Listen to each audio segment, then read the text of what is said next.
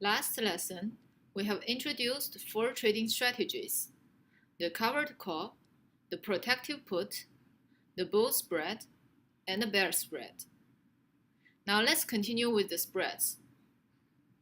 A box spread is created by combining the bull call spread and the bear put spread with the same strike prices x1 and x2. Here is the payoff table of the box spread created from the bull call spread and the bear put spread introduced in last lesson. The detailed calculation for the payoffs of both spreads can be found in the previous slides. Thus, we obtain a total payoff for the box spread. From the previous table, we can see that the payoff of a box spread is always x2 minus x1, regardless the spot price of the underlying at maturity. Therefore, the present value of a box spread is given by x2 minus x1 times the discount factor from time 0 to time capital T. If the market value of a box spread is different from the above value, there is an arbitrage opportunity. Following the buy low and sell high principle, if the market price is too low, we buy the box. Otherwise, we sell the box. Finally, let's talk about the butterfly spread. Suppose there are 3 call options with strike prices x1, x2, and x3 respectively, where x2 is equal to the average of x1 and x3. And without loss of generality, we assume that x1 is less than x3. A butterfly spread is created by taking a long position on one call with strike price x1, a long position on one call with strike price x3, and a short position on 2 calls with strike price x2. Here is the payoff table of the butterfly spread created from the 3 call options.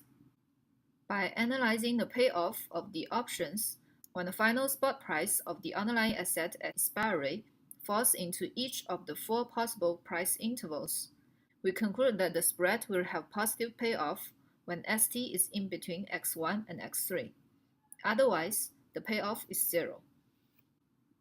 Since option premium for calls decreases with increasing strike price in a convex way, the premium for the call with strike price x2 is less than the average of the 2 calls with strike price x1 and x3. Let C1, C2, and C3 denote the 3 call option premiums. Then C1 plus C3 minus twice of C2 will be greater than 0. Thus, a butterfly spread requires an initial investment. Taking into account the premiums, we get the following profit table of the butterfly spread. Again, the premiums are incurred at time 0, and they have to be compounded to time capital T. And this is the corresponding profit diagram.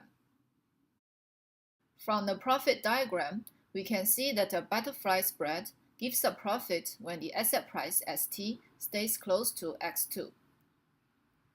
Generally, x2 is close to the current asset price. Thus, a butterfly spread is adopted by traders who believe that large changes in the asset price are unlikely. A butterfly spread can be created with put options as well. Here, long positions in puts with strike price x1 and x3 are taken in addition to a short position on 2 puts with the average strike price x2. The last group of trading strategies that we're going to learn in this section is the combinations.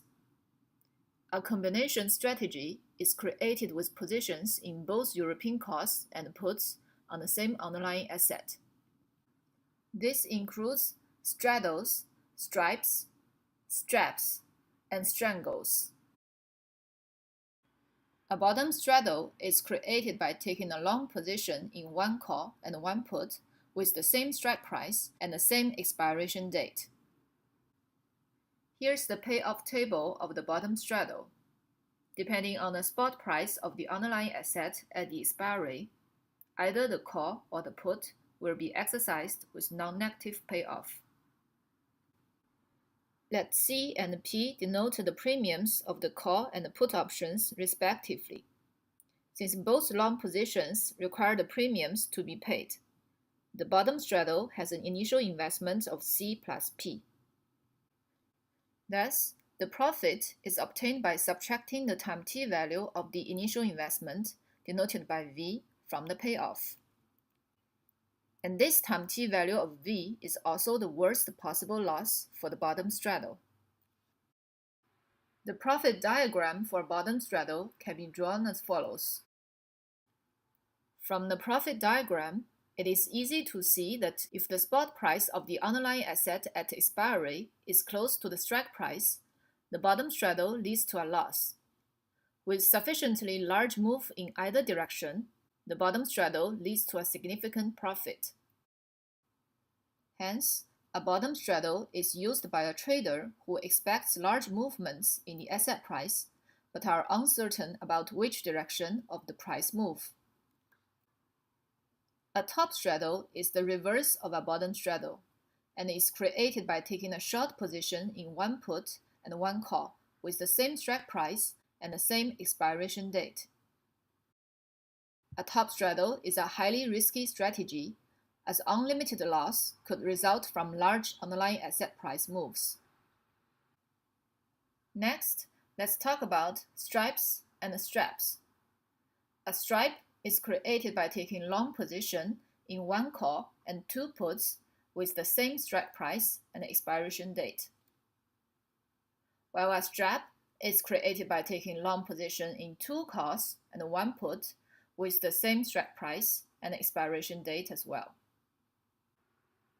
Below is the profit diagram for a stripe, the shape of which is similar to that of a straddle. Thus, the trader taking up a stripe also expects large moves in the underlying asset price. In addition, the right tilt gives a steeper slope of the line when ST is less than X. This implies that the trader believes the price is more likely to decrease than to increase. Similarly, the trader who takes up a strap expects large moves in the underlying asset price as well. However, the left tilt shows that he or she believes the price is more likely to increase than to decrease. Finally, here comes the strangles. A strangle, also known as bottom vertical combination, is created by taking long position in one call and one put with the same expiration date but different strike prices. Here we assume the strike price of the call option is higher than that of the put option. Simple analysis gives the following payoff table of the strangle. And this is the corresponding profit diagram. Just like straddles, a strangle could be used by a trader who expects large movement in the asset price but are uncertain about which direction of the price move, but the downside risk of which is less than that of the straddles, as the loss is truncated for ST between the two strike prices. The downside risk decreases as the difference between the two strike prices increases. However, this also means that profit is only achieved for larger price moves.